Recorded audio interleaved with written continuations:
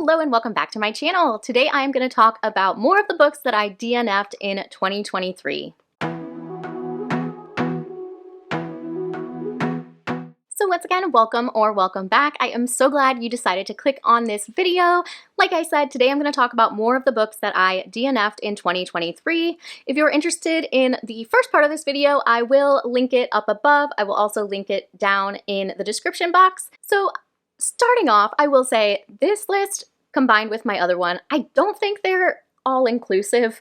I definitely think there are books that I DNF'd that I read so little of that I ended up not writing them down on this list, so I can't even remember, but that's fine because that video would be so long. So here we go. First up is a book called The First Date Prophecy by Kate and Danny Tamborelli.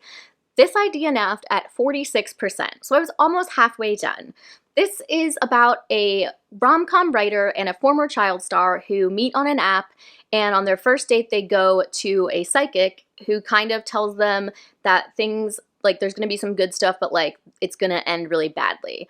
And I honestly think this sounds like an adorable premise, especially considering one of the authors is a husband and wife, and the husband is a former child star. If you were of the 90s and you watched The Adventures of Pete and Pete or all that, he was one of the Petes and he was a frequent player on all that. So that was kind of what made me want to read this to begin with, but unfortunately it just didn't go anywhere for me. I didn't think the writing was bad. This is honestly a case of I was just like, I could take it or leave it, and I decided to leave it.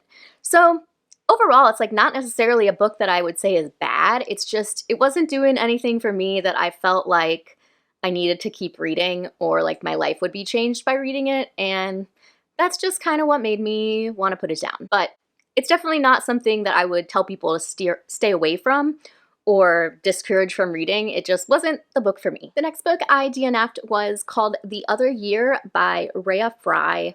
This I DNF'd at 37%.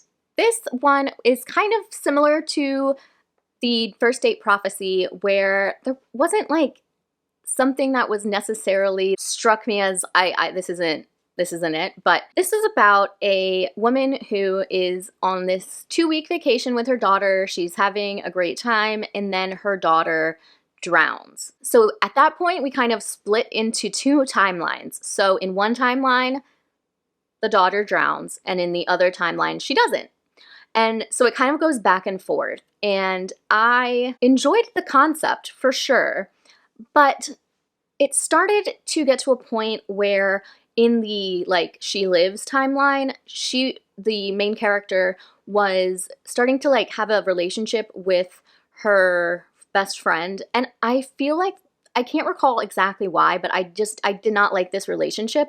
And so for me, I just think I got tired of it. I feel like the story got very focused on the relationship, and that wasn't something I was looking for. I mean, most adult novels have some sort of romantic or sexual parts, you know, but I didn't like it. I remember that the best friend also had a child around the same age, and it just didn't work for me. There was just something that wasn't it. So that's when I DNF'd. Again, if this sounds like a concept that interests you, I wouldn't discourage you from reading it. It's not like it was bad writing or a bad plot, but it just wasn't for me. The next one on this list is quite different from the first two, and that is Magnolia Parks by Jessa Hastings. This is like a TikTok darling, and I really, really tried to like this book. So I was so kindly sent review copies from Dutton Books, so thank you to them. And I was like, I'll give it a try. I mean, I can get into what it's about. It is pitched as like a British Gossip Girl, but they're a little bit older. And so I was like, all right, I loved Gossip Girl. Let's give it a go. And it did nothing for me. I was so bored, and I found these characters insufferable. Truly, all of them were a disaster. I really had trouble understanding some of the relationship dynamics between the characters. In retrospect, I'm like, why did I think I would like this? Because I just think I'm too old and too like, I don't know. I'm just like, okay, so if this man's treating you like shit, then you leave him. You don't let him keep sleeping in your bed. There was just like so many moments where I was like, I don't get, what is the problem here? You just need to leave him. And so I think that really hindered my enjoyment. I think I DNF'd this. I didn't write it down, but I want to say it was about like a third of the way through. And unfortunately, I had all of the 4 books in this series that are currently out. So it was a bummer to give those away when I thought I was going to be invested in the series, but it did nothing for me. I feel like that's the name of this vlog. It did nothing for me. But it's honestly just not a book or a series that I would recommend if your preferences seem to align with mine. The next book I DNF'd was The Other Berlin Girl by Philippa Gregory, and I know this is a favorite of a lot of people, but I wish I had DNF'd it sooner. I DNF'd it about 71% through the book, and I spent a lot of time on this one. It is almost 700 pages, so 71% of that is quite a bit of reading. My main reasons for not liking this, it got very repetitive to me, and I got to where I sort of couldn't remember some of the characters. I couldn't remember who was who because literally they had like 10 names existed back then, so like everybody was named like Mary or Anne or Charles, or you get where I'm going. Like everybody had the same name, so I'm like, okay, which Thomas is this? And it also, this wouldn't have bothered me necessarily, but it was like, I guess a lot of it is not historically accurate, even a little bit. So I don't know, if I was gonna read a book like this and spend that much time on it, like I want to be like learning something that's actually factual. So maybe I should have done that beforehand, but I remember reading this and kind of like consulting with my sister who is really into history, and she recommended this book. She was like, but you need to like take it with a grain of salt. And I don't know, it shouldn't have been something that I let go on that long because I just never could finish it. The next book I DNF'd is Shift by Hugh Howey. So this one is a sequel to a book I did read called Wool. If you have watched the Apple TV series, Silo is the name of the series, and these are the books kind of in that series. And I haven't actually watched the show. My husband did and really liked it, and my uncle recommended that I read this series because it is sci-fi, but it's more dystopian sci-fi, which is what I usually tend to like within that category. And this is definitely a victim of, I was trying to read so many books this year that this one was just like so long that I think I gave up halfway because it was taking me too long to get through, which is something that I'm really trying to avoid in the next year by setting my goal a lot lower. So hopefully this will not be an issue and I can actually enjoy reading long books and not be concerned about how much of my time they're taking up. So this is a book I would recommend if you like a dystopian sci-fi. I mean, I would obviously start with the first one called Wool, but I liked that book, and I think this is a good series, and perhaps I'll revisit it, but it's also tough because I think I would need to reread the first book, and I like rereading books, but I think that was like not so much a favorite that I would actually enjoy the rereading process. So this might be a lost cause for me, but I do still think it's worth reading. The next book I DNF'd was The American Boyfriend by Ivy Niao. So you may have maybe heard me mention a certain situation I was in a few months back with a sort of like hype team for a specific book, and I felt like I was being taken advantage of because they were asking us to do a lot of work for no pay. You know, there's a whole video that I made about it, whether book reviewers, bookstagrammers, booktubers deserve to be paid for their work, and you can draw your own conclusions. I'll link it down below as well. But that was a situation that really bothered me because I was being pestered constantly to do stuff for this book, and I'm like, you're not paying me. You don't I try to honor commitments, and I will honor my commitments, but you need to lay off because I'm not getting paid for this, bro. So this is the book. And I am only saying this because I don't think that anyone that was affiliated with that will ever see it, nor do I think that it matters at this point. So this is about a woman who lives in England, and she has like this internet boyfriend. I think they've met up a couple times, and he invites her and her daughter to go to Florida and like meet him there for a vacation. And then he never shows up, and there's just some weird stuff start happening. And I mean, honestly, this book was not even 250 pages, but I was so bored. The writing was so poor, and I'm not 100% sure if this was translated because the author is from Malaysia, lives in London now, and the book was actually published by Penguin Books Singapore. So I'm not 100% sure if that could have been part of the problem or not at all, but it definitely sort of hindered my enjoyment. Like I said, I want to give it the benefit of the doubt, but I just didn't like the story. I didn't like the writing, and it just, I mean, a book shouldn't be dragging if it's only 200 something pages. So for me, that was just not one I felt I needed to finish. But for the record, I did the promotion I was supposed to do. I just put it as like a, I'm excited to read this, not an I read it and it was so good. So just to be clear, I'm never lying to you when I give reviews, but if I haven't read something, I can't review it. And I'll just hype it up as best I can, knowing what I know. Next is Midnight is the Darkest Hour by Ashley Winstead. And I will be quite honest, I don't know why I started reading this in the first place. I did a upcoming thrillers video, I don't know, maybe over the summer, and I mentioned this and said that I was excited to read it, but I don't know why, because I haven't liked either of her previous thrillers, The Last Housewife and In My Dreams I Hold a Knife.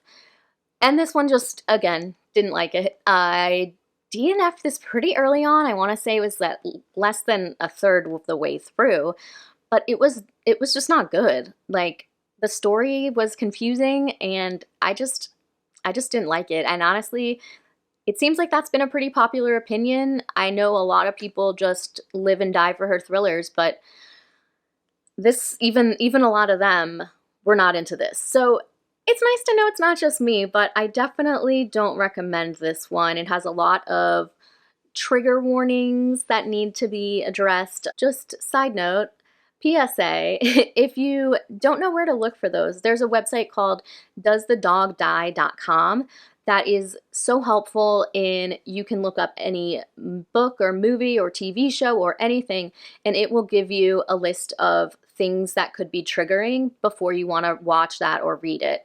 And it's not just about if the dog dies. It's all kind of stuff. And I think it's user maintained. And so it's a really great resource if there's something you're sensitive to and you just kind of want to get that out of the way before you start reading a book. So anyways, if you do want to read this one, which I don't recommend you do, check that out, just in case. I will also link that down below. Next, I DNF'd Class by Stephanie Land. This is a book I was really looking forward to reading. It is the same author who wrote the book Maid, which follows a young mother who is just trying to get by with nothing and take care of her daughter, and she cleans houses for a living. And I didn't read the book, but I watched the television show and I really enjoyed it. I guess it was a Netflix show, whatever, same thing. And so I was excited when I got this book, and I did not connect with this, I don't want to say character, but this writer, this author, I did not connect with her at all.